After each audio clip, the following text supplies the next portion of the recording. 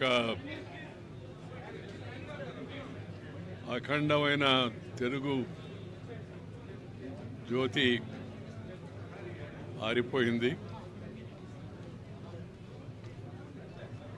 శ్రీ రామోజీరావు గారు ఒక వ్యక్తి కాదు, ఒక శక్తివంతమైన వ్యవస్థ. ఆయన జీవితంలో స్వయం కృషితో కష్టపడి అనేక రకాలైన రంగాల్లో విజయం సాధించి పైకి వెళ్ళిపోయాడు. ఒక ధ్రువతారగా ఎల్లకాలం వెలుగుతూ ఉంటాడు. ఆయన చేతలు, ఆయన రాతలు, ఆయన చేపట్టిన అనేక కార్యక్రమాలు ఇవన్నీ కూడా భవిష్యత్ తరాలకు ఆదర్శంగా నిలుస్తాయని నేను భావిస్తూ ఉన్నాను. నాకు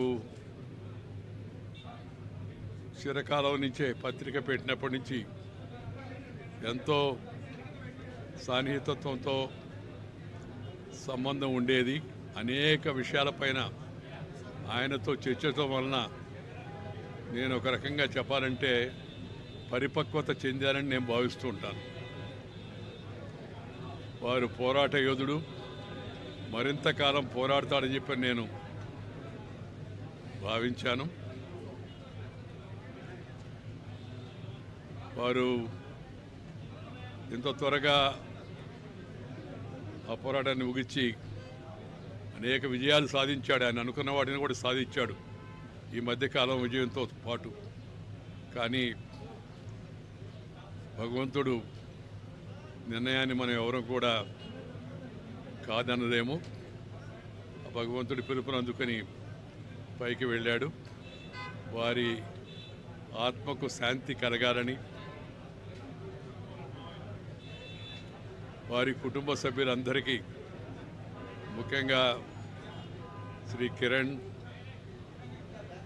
శ్రీమతి శైలజ, అలాగే శ్రీమతి విజయేశ్వరి, వారి పిల్లలందరికీ కూడా హృదయపూర్వకమైన సంతాపాన్ని నా తరఫున, మా కుటుంబ సభ్యులందరి తరఫున నేను వారికి నివాళులు అర్పిస్తూ ఉన్నాను.